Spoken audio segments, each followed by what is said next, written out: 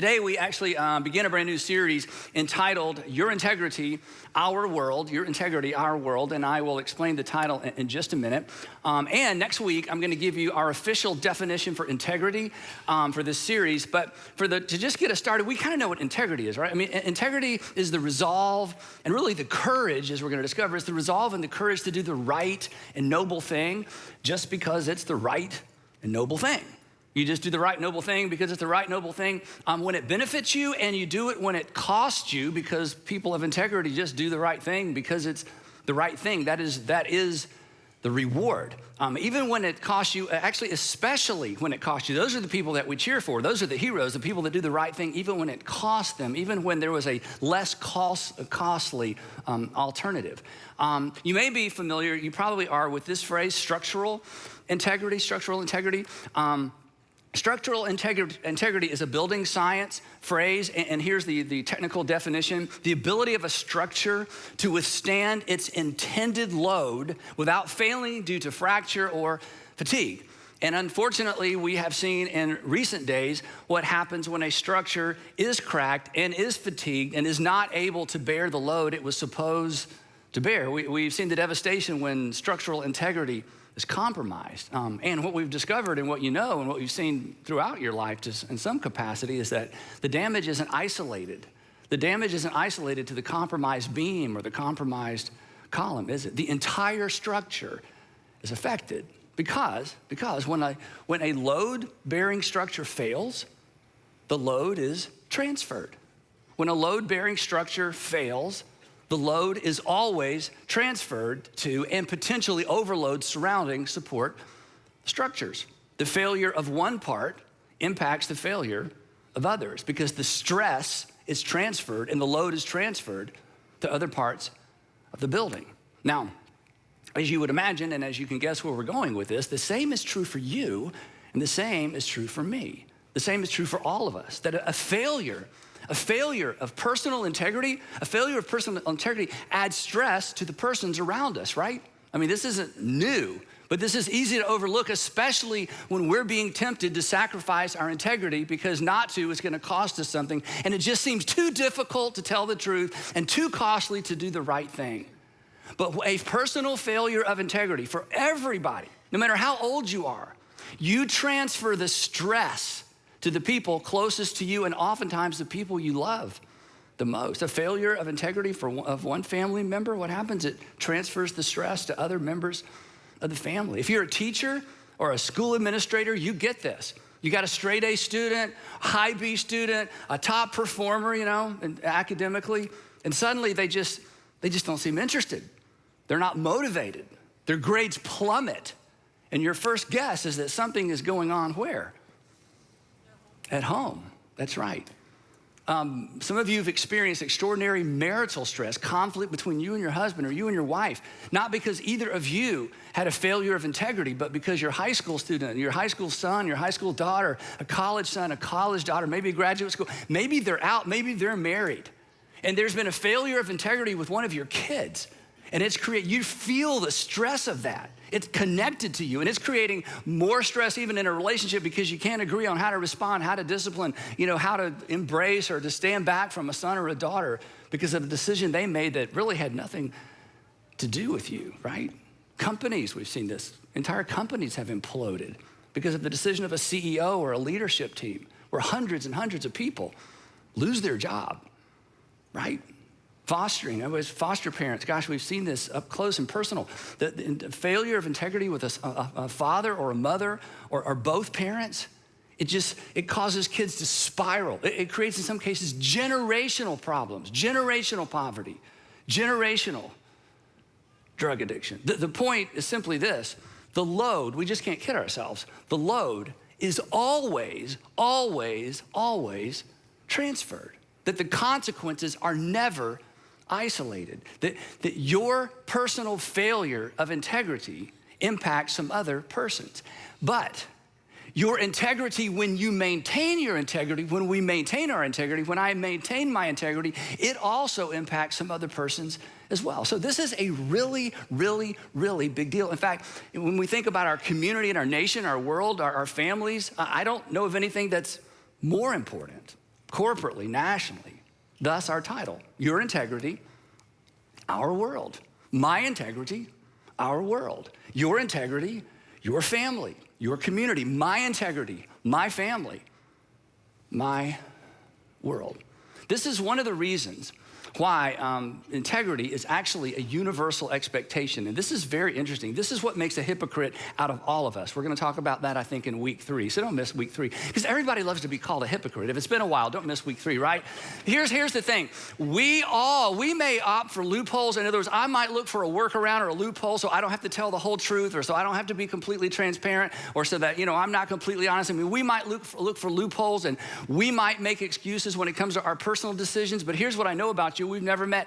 You expect integrity from the people closest to you and the people around you. You expect it from your leaders, your preachers, and your teachers, your spouse, your boss, your employees. You expect integrity from the people around you, whether you're a person of integrity or not. Or just to be sort of crass, thieves don't expect to be stolen from. They're like, what? Well, you stole from me? Well, yeah, I didn't expect that. Well, you do it. It doesn't matter what I do. I did not expect that from you, right? Unfaithful spouses do not expect to be cheated on, right? And don't raise your hand on this one, okay? But when you were in school, not that one. We're moving on. Or that one. Or this day could end very differently than you anticipated. But when you were in school, again, don't raise your hand, guys. If you in school, if you ever cheated on middle school or elementary school, maybe middle school, high school, college, you cheated on a test. And if you cheated on the test and you got by with it, nobody caught you, and you made a better grade than you were supposed to make. And then you get your test paper back. Imagine this. This didn't happen to any of us, but imagine. So you've cheated, you got by with it. You're like, man, I made a B. Shouldn't have made a B, shouldn't have passed. So you're looking at your grade, and you start looking at your test paper, and you realize your teacher misgraded the paper, and you got cheated a couple of points. What would you have done? Oh, well. No, you would have marched right up there to his or her desk and said, hey, you misgraded. You took a few points away that you need to give to me. It didn't matter that you cheated to get them. You expected your teacher not to cheat even though you're a cheater. Like I said, this eventually makes hypocrites of all of us.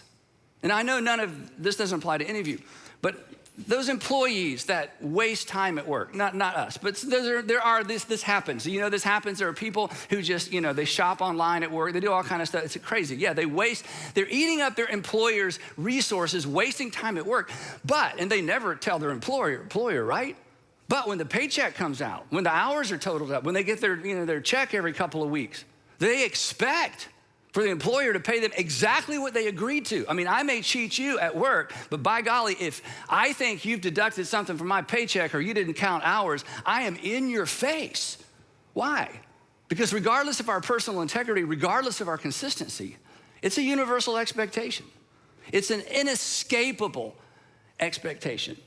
And all of that brings us to something extraordinarily significant.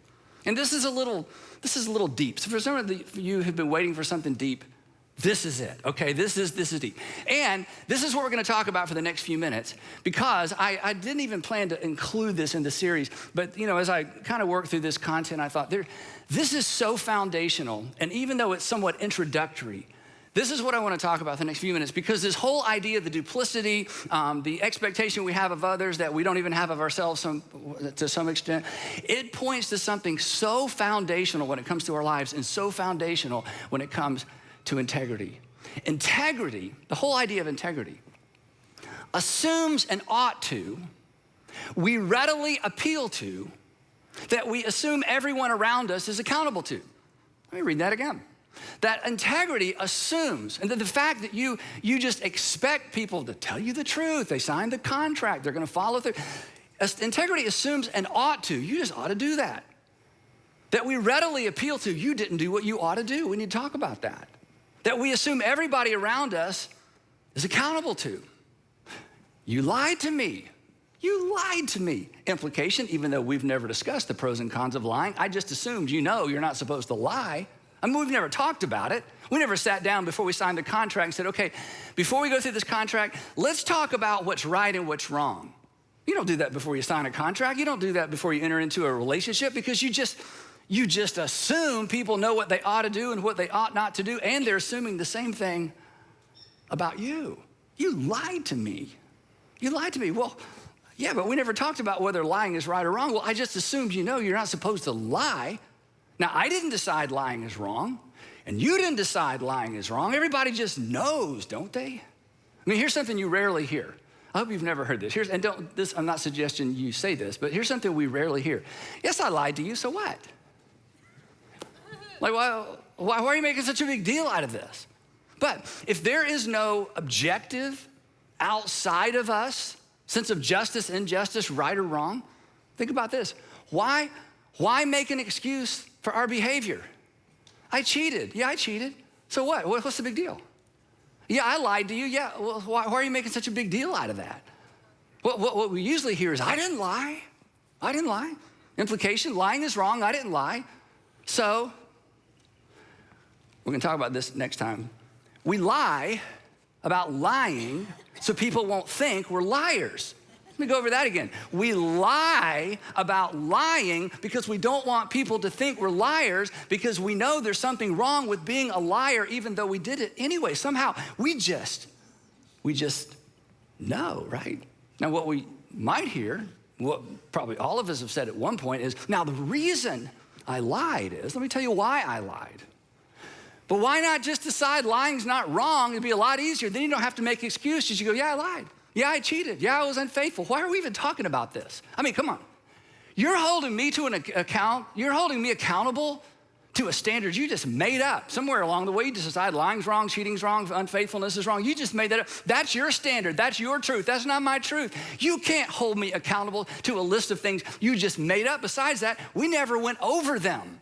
We never sat down and we never even covered this stuff. So you have no right. You have no right to hold me accountable to some standard of right and wrong, just and unjust, that you just made up any more than I have a right to hold you to my standard. But we know better. It's inescapable. We just know better. I mean, we may throw those things out as excuses from time to time, but somehow we just know better. Because, as we're going to see, there is an ought to that stands outside of you and over you that didn't originate with you. It just is. There is an ought to. And again, it's not applied universally the same way in every culture, in every season, or in every generation. But there is a general sense of ought to that stands outside of you. You did not make it up. And over you that didn't originate with you or me, and we can't escape it. Now, here's again, the hypocrisy is just amazing. In fact, we've all done this. We might deny the existence of ought to with our actions because we don't always do what we ought to do, right? We may deny this universal sense of ought to with our personal decisions because I know I ought to, but I'm not going to do what I ought to, and I know I ought not do that, but I'm going to do it anyway. So we may kind of dismiss and deny that there's some universal sense of ought to with our actions, but never with our reactions. We react to ought to whenever someone doesn't do what they ought to, and it hurts us, or it hurts someone that we love. Now, so what does all this have to do with integrity? Everything. And here's what it has to do with it. If there is no ought to that stands outside of you and holds sway over you, in other words, if that doesn't even exist, and if you're someone who just believes that the material world is all there is and nature is all that is, I understand that. You have good reason. There's good arguments to be made for that. But if that's your worldview, if there is no ought to that stands outside of you, that holds sway over you, that holds you to some extent accountable, then integrity, let's just not kid ourselves, integrity is nothing more than a tool that you use to get your way until it gets in the way. And then we just throw it away. And we just do whatever we want to. But you promised. You're right, I promised. And when I made that promise, I meant it. But I don't want to do this anymore. I just don't want to. But you promised. I know I promised. And I'm telling you, in the moment, I meant it. But I don't want to do this anymore. When integrity is anchored to nothing more than courtesy, or societal expectations, it's so fragile, and we just discard it when it's inconvenient, when it gets in the way. And why not? It's not anchored to anything but my opinion. You signed the contract, I signed the contract, and when I signed the contract, I intended to keep the terms of the contract. But hey, a bigger opportunity has come along, so I'm out. Now, let's think about this. This is so disturbing, isn't it? I know, anyway, sorry. So I want us to think for just a minute about this at a national level, because the implications of this just go on and on and on. If there is no ought to that stands outside of us and holds sway over us, integrity is reduced to a tool government uses to get its way until those particular rights and wrongs and just and injustices get in the way. And then whoever controls the government just decides, no, from now on, this is right and that's wrong. We just make it up. So determining what's at the bottom, and again, whether you're a theist or not, a religious person or not, a Christian person or not, this is for all of us. This impacts all of us. This impacts all of us every day. This impacts all of us today. Before this day is over, this dynamic is gonna come into play in your life. In fact, for some of you, it's coming into play right now because you're thinking, why is he talking about this? Because I've had my mind made up and I'd sort of built up a case and built a case for what I'm gonna do and got a head of steam. As soon as this is over, I'm gonna go out there, we're gonna have that conversation, and I'm gonna do what I ought not do. And he's talking about this. How did he know? Your husband called me. It's just because this is just the reality we wrestle with every single day. This tension isn't gonna go away. So determining what's at the bottom or the foundation of integrity, if there's an anchor at all, what it's built on has huge ramifications. Because if integrity is not connected to anything, if it's not supported by anything that actually exists, if it's not grounded in anything other than our opinion, and if it's not grounded specifically, as we're gonna see, in the divine, then again, let's not kid ourselves. Integrity, what's right and wrong, ought not, just, unjust, noble, virtuous, it's fluid, right? It's fluid. It will be defined and redefined by personal and public opinion. It's just gonna be defined and redefined by majority rule. Okay, now let me ask you this question, and I'm gonna let you vote on this in a minute. And don't leave, okay? Don't, just to make the point, should women be allowed to vote? Should they? Well, let's just vote, okay? If you think women should be allowed to vote, let's just raise of hand. Do you think women should? This is not a trick question, guys. It's like, yeah. So here's my question, and don't answer this one out loud unless you're sitting by yourself somewhere, okay, or driving. Why should women be allowed to vote? Based on what? Now, I know what it's based on for me. I don't want to be locked out of the house this afternoon, so I'm all for women voting, okay? But once upon a time, the majority said no. And then the majority said yes. And if there's nothing more to that topic than the majority, where does that leave us? Somebody says, what about the Constitution? Well, that's another good illustration. What are the rights? Again, you don't have to answer this out loud, just to get us thinking. Are the rights guaranteed by our Constitution? Are they anchored to anything other than the opinion of the authors? Let's take another one. I know this is so emotional, but slavery? I mean, many thought it was right and just and moral because it was natural, and many in the world today, we can't even comprehend this in our way of thinking, our Western way of thinking, right? Modern way of thinking.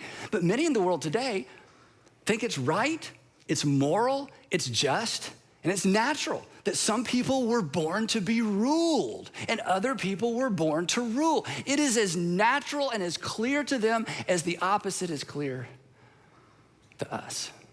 We don't think that way, but who's to say? And what if the majority swung the other way? Would you swing with it? If not, why not? Let me dig a little bit. Do you just think you're better than all those people in other parts of the world that think slavery is fine? You think you're better than them? You think you're just naturally, morally superior to them? Or is there more to it? And if you think it's wrong, based on what? And the outrage at the very thought is an appeal to an ought. It just happened. You just know. There's something that's like, Andy, I can't even believe you're talking about. I mean, this is disturbing to even talk about. I just know. And you wouldn't even have to come up with reasons. Even if you gave me 4 reasons why slavery, is wrong and immoral, and I shot all 4 of them down when the conversation was over, you wouldn't be convinced. Which brings me to this. Does your outrage rest on anything more substantial and less fluid than your personal opinion? Or even a personal conviction, because a personal conviction is just an opinion that you say louder with more angst, same thing, right? Or your life experience. Well, in my life experience, okay, so what? You had a life experience. Everybody has a life experience. I mean, come on, is the foundation for your moral outrage over something like slavery? Or we could go right down the list, there's so many things. What's it founded on? What's it grounded in? I mean, I know it just seems self-evident to you. But behind the fact that it's self-evident to you, there are people all over the world it is not self-evident to them. So who's right, or is there a right? Or do we just get to make this stuff up until it's inconvenient and we decide we want to do something else? So if there's no ought and ought not that stands outside of us and holds sway over us, then right and wrong, just and unjust, it's just determined by majority rule in the case of a democracy. But it's determined by minority rule in the case of a dictatorship or a fascist regime or a theocracy. People with the power, they just make stuff up. They decide what's right, what's wrong, what's moral, what's immoral.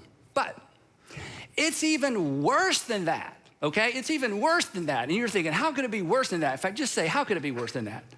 Yeah, I know. Thanks for asking. How could it possibly? I mean, this is terrible. Here's why. Because if there is no divine lawgiver, if all there is what we see and what you see is what you get and that's it, then we can't even hold the people in power responsible. We can't judge them because there's no objective standard by which to judge them. I'm just judging them based on my opinion, my truth, my life experience, the way I was raised, and I'm holding them to an account. I'm holding them accountable to a standard they never subscribed to begin with, and I don't want them holding me accountable to a standard that I never subscribed to begin with either. So we're at a stalemate. And it's even worse than that, because if there is no objective standard by which to judge, if all there is matter, they actually had no choice in the matter, because matter doesn't decide. Matter just is. Choices, decisions require free will. And in a purely materialistic world, there's no free will. I mean, free will is an illusion. It's a trick of evolution. It's not actual, it's not real. We experience decision-making, but we're not actually making decisions. Because of physics and chemistry, natural law, it can't decide anything. It just is. So, at the end of the day, the people who see the world differently than us, we can't judge them. We're holding them accountable to something we just made up, unless there's an ought to that we're all accountable to, that holds sway over us and judges us. If that doesn't exist in the end, it really is just survival of the fittest. Evolution by natural selection. If there is no divine and if there is no divine lawgiver, it's just self-serving opinion. It's just majority rule. And integrity just becomes a useful tool to help other people feel guilty and to hold them accountable and to meet our expectations until it's not. And then in the end, ought to, it's just up to you. Ought to, it's just up to me. But we know better. We know better. We know better. Even if you aren't sure about a personal God, you know better. Even if you walked away from God, I mean, if you've read all the books in your personal experience day to day before this day is out, you know better. There is something outside of you that's bearing down on you. And here's the amazing thing. And this is what I don't think I can convince all of you of today, but if you'll hang with us for the next few weeks, I hope someone or something will convince you. The moment, this is so amazing to me, the moment that we attempt to justify a behavior in our minds, okay? Think about this. We've had this, we're gonna have one of these before the day's over. The moment you try to justify a behavior in your mind, I shouldn't, but I'm going to. I should not tell her that, but I'm gonna tell her that anyway. I shouldn't lie, I should show them, I should, but I'm not, I shouldn't, but I am. The moment, as soon as you enter into that internal argument with yourself, you acknowledge the divine, whether you believe in it or not. You acknowledge accountability to something that you did not create and you can't shake. Paul, the Apostle Paul, he explained it different and better, and his is a lot shorter, so I'm just gonna read you his, but I get 30 minutes, so I just couldn't read this and dismiss, okay? But I will tell you, this is better. And he's writing to Judean and Galilean Jesus followers, they're new Christians, sons and daughters of Abraham, who were raised on Torah. They were raised on the law. I mean, and here's something we can kind of understand if we stop and think about it. Their conscience, these first century, second century too, but especially these first century Judeans, Galileans, sons and daughters of Abraham, their consciences were fine-tuned to the law of Moses. I mean, fine-tuned. And sometimes your conscience can be too active, like you're too sensitive to things. So like 10 years, I know we can't get off on this, but like 10 years after the resurrection, it's such a great story. 10 years after the resurrection, Peter, who's been with Jesus the whole time, the whole ministry, Peter gets to the door of Cornelius' house, and Cornelius is a Gentile, and Cornelius has invited Peter over to talk about Jesus. I mean, isn't that what Peter's supposed to do? Like, go ye therefore into all the world. How about you just go up the street, okay? This isn't like a big deal. Actually, it's a day and a half journey. He's invited to Cornelius' house 10 years after the resurrection, okay? This is a guy who had breakfast with his resurrected Savior on the beach, and Jesus said, go into all the world. And he gets to Cornelius' house, and it's like, and he later says, this is the first time I've ever been in a Gentile's home. It's like, what? Yeah, because their consciences was fine-tuned to the Torah and to the first century teaching of how Torah was supposed to be lived out. So when these Judeans and Galileans, sons and daughters of Abraham, when they realize these Gentiles, people like most of us, are beginning to worship their God and are gonna follow their Messiah and embrace Jesus as their Messiah as well, they were like, okay, wait, how are they gonna do this? They don't even know Torah, okay? They don't even go to synagogue. I mean, they know nothing. How in the world are they gonna live a life that's pleasing to God when they don't have the law? So Paul's like, that is a great question. So here is an answer. Here's what he says. When Gentiles, talking about most of us, who do not have the law, because they just didn't grow up with it. They don't have it in their hearts, their minds, their consciences aren't fine-tuned. When Gentiles who do not have the law do instinctively things required by the law, as they begin to follow Jesus and they become more honest and they quit stealing, they quit cheating, and they quit, cheating with their measure and their weights, doing in the marketplace, when they begin to live better, more ethical, more moral lives, he says there's something that's intuitive. There's something that their conscience begins to be more fine-tuned, not to Torah, not to, the law is given to the Jews. He says, but God's doing something on the inside. They just know those things are wrong. He says, when that happens, when they're like, suddenly, that didn't bother me before, but now I'm like, I'm not doing that anymore. Remember Zacchaeus? It's like he stole and stole and stole and stole. Then he meets Jesus, like, I'm giving it all back plus some. It's like, whoa, what happened? What did you read? I didn't read anything. I just met Jesus. I didn't have to read it. It's like, suddenly my eyes are open. I see the world a different way. He says, Paul, when that happens, they are a law for themselves, even though they don't have the law. They have a law. They don't have the law. They don't have Torah. But where did that come from? Where does this enlightenment come from? Where does this sense of right and wrong that suddenly their eyes are open to? Paul says, they show, he said, I've been around. I've been all around the Mediterranean basin, inviting Gentiles to following Jesus. Here's what I've discovered. They show that the requirements of the law are written on their hearts.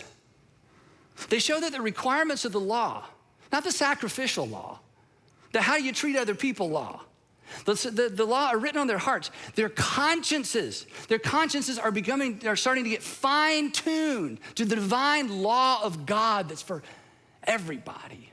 And then here's something we all experience every day. And their thoughts, this is so interesting, and their thoughts sometimes accuse them. Isn't that weird? It's like your body is moving in this direction because you've decided what you're gonna do, and your thoughts go, don't do that. It's like, wait, how many of me are there? Okay, I just had a thought that conflicts with the direction of my body, and I'd already made up my mind, so do I have two brains? He says, no, there's an internal tension now because they've been awakened to the divine law of God. Their thoughts accusing them, and at other times defending them. Good job, good job, good job. Yeah, you're probably not gonna get a bonus now, but you did the right thing, you know? She's in tears, he's in tears, your kids are upstairs crying, but that was a conversation you needed to have. Good job. Gentiles who didn't have or know the 10 Commandments are condemned by their conscience and encouraged by their conscience anytime they intersected with the law of God, whether or not they had the official law of God. So, ought to is not completely up to you. And ought to is not completely up to me. There is an outside agent. And this is huge. I just want you to think about this, especially if you're not Christian or used to be, you're rethinking it. The moment we attempt to justify a behavior in our minds, we acknowledge the law of God written on our hearts. You say, I don't believe in God. I'm not saying you should or that you do. I'm just telling you. You've been wrestling with ought to your whole life. And you thought it was conditioned and societal conditioning, and certainly there's some of that, right? But I'm just telling you. You have experienced, and Apostle Paul talks about this in other places, you have experienced the divine. You have experienced an encounter with a God who loves you, who has written his law on your heart. And you know you didn't make it up. And you can't escape it. And you made a big, big, big bad decision. And the only way to assuage your guilt and your conscience is you had to start making other bad decisions, right? And your Heavenly Father says, come back. Come back from the ledge. Come back from the brink. And I want you to wrestle with this. Because to wrestle with your conscience is to wrestle with me because I place my law in your heart. The moment we attempt to justify behavior in our minds, we acknowledge the law of God written in our hearts. The rule of God, the kingdom of God. This is why I love to say that everyone should consider following Jesus because Jesus came to planet Earth and he ignited and he launched and he initiated the rule and the kingdom of God on earth. And he placed his law in our hearts. And when you do the right thing, when you do the costly thing, when you do the thing that cost you financially, cost you relationally, cost you reputationally, cost you some followers, now you're not gonna get invited back, now you're not gonna get invited in. Now life's gonna be different because you did the right thing. You have intersected with the divine because you obey the law of God written on your heart. You have participated in it. These are Jesus' words, I love this. You are not far from it. So, we're gonna talk about integrity and from lots of different angles, but to get started, it's anchored to something beyond our fluid opinions, and it's anchored to something beyond anyone's fluid opinions or majority opinion. It's informed by a value system that stands outside of us, that stands over us, that puts pressure on us, and it represents what's best for us. And it represents what's best for the people around us. And the reason you know it's what's best for you is because when someone treats you the way they ought not treat you, you appeal to the law of God in your heart. And you appeal to the law of God that you hope is in their heart as well. It's more than simply being a good person. It's living in sync with the will of God. When you do what's right, and it costs you, you declare the rule of God over you. You're not just making a good decision. This is what's so amazing. You're not just doing the right thing. You are declaring the rule of God over you, and you are participating in the kingdom of God, whether you meant to or not, and whether you believe in God or not. And when you insist that other people treat other people justly, and when you insist that other people treat other people right, and when you insist that other people treat other people fairly, you're participating in the kingdom of God as well. So, wrapping this up, integrity. We expect it. You can't not expect it. We celebrate it. Every time you see it, you celebrate it. Those are the heroes, right? And we can't escape it. But the questions is this. The questions are these, I guess. How do you get it? For some of you, how do you get it back? How do you guard it? How do you model it for your kids? That's what this series is all about. So, don't miss part 2 of Your Integrity, Our World. Next time, we're gonna talk about how to position integrity as your guide. So, I hope, see you then.